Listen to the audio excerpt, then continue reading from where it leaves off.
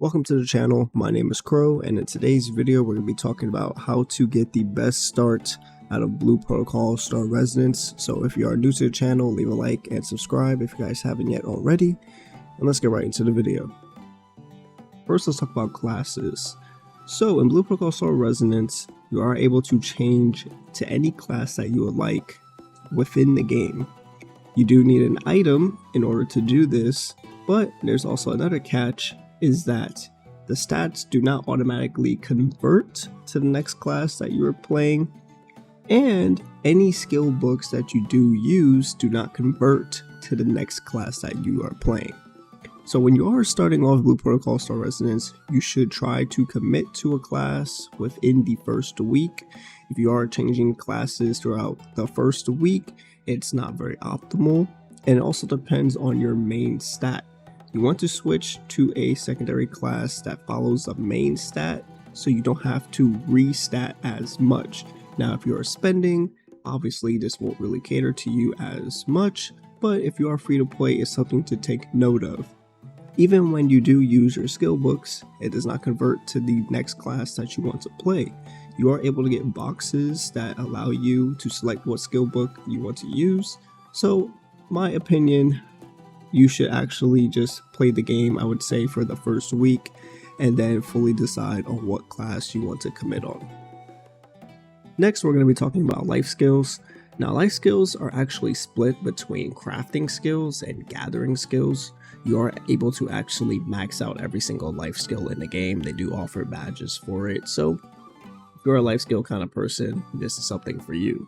The reason why we are talking about life skills, though, is that although it is stamina gated, there is one life skill that is very important for every single player, and that is smelting.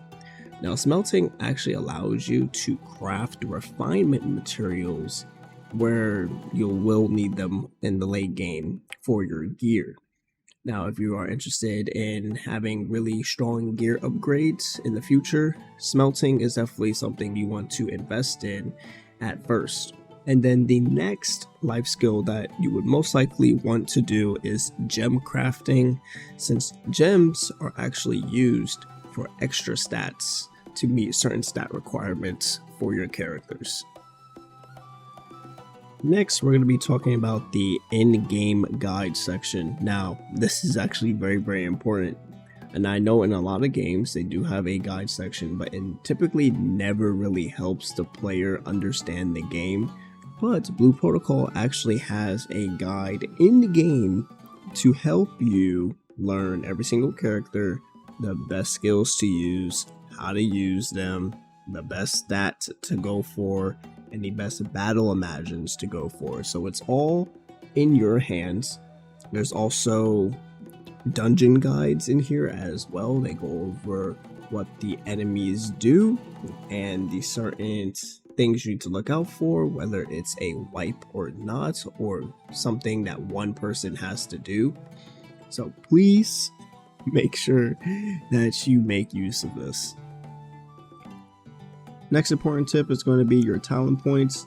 Talent points are very important in Blue Protocol Star Residence because you do not automatically start off with 70. You do have to work your way up.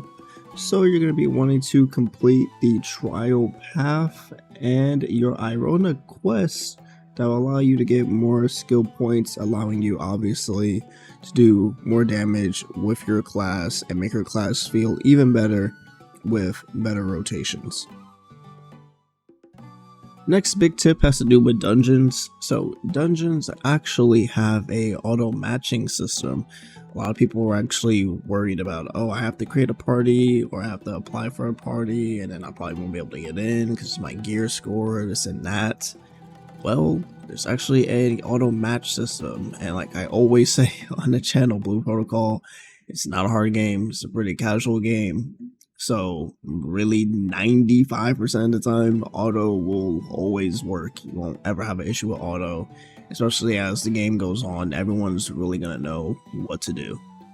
So you don't have to sit there, you don't have to try to create a party, you don't have to try to recruit a certain gear score of players.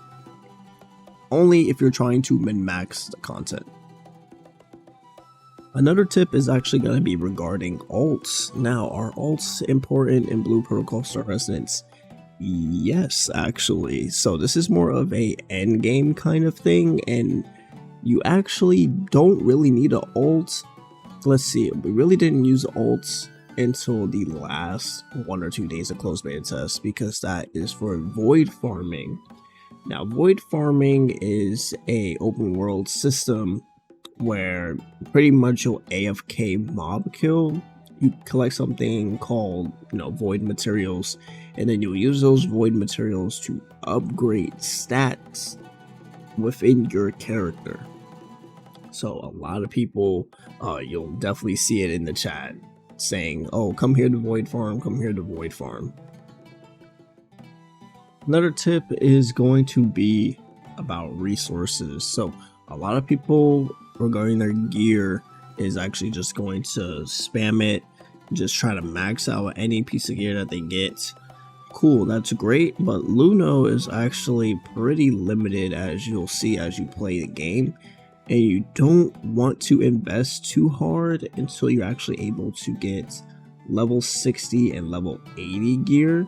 The beginning level 40 gear isn't as important as you might think, as a lot of people can actually clear the content even if they're a little bit under the required gear score. So you just want to make sure, hey, if I can actually clear the content, you shouldn't hard invest until you actually get to the late game and start actually investing those materials into something way better. Another tip is actually going to be leave a like and subscribe if you guys haven't yet already. But jokes aside, last tip is just going to be just enjoy the game. There's a lot of min-maxing you can do in Blue Protocol Star Resonance, but at the end of the day, just enjoy what the game has to offer. It is really the only in recent anime MMOs that we do have. Yes, it was meant for mobile. It was. And it just so happens to be on PC. But there's a lot of things that you could possibly do on Blue Protocol Star Resonance, especially if you start making some friends.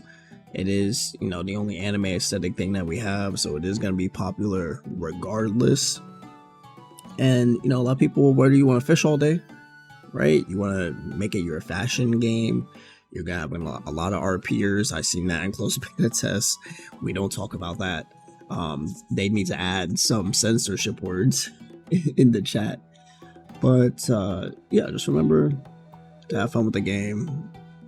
You don't have to be the top 5% that is sweating to top clear. You can look on the sideline and just be like, oh, okay, that's cool. Anyways, I can still clear it, so I don't have to do all that. But hope you guys did enjoy this video. Like I said already before, leave a like, subscribe if you guys haven't yet already. I will be uploading videos once the game does come out, so it's like a little more hands-on. I'll probably do a day-to-day, what to do, shop guide, stuff like that. Because there's no point in releasing any guides or anything about the shop and whatnot, because we don't know what exactly we're gonna get. I will give this for a little teaser. We are actually getting 2 battle passes in the beginning to catch us up to China, so that's why it's like, let's not make any videos about that yet. The game's almost out. It's coming out next Thursday, so any news that comes out, I will talk about it and try to keep you guys updated. They're pretty quiet right now, which is very surprising, so they need to kick it up or something. But I will see you guys in the next one. Peace.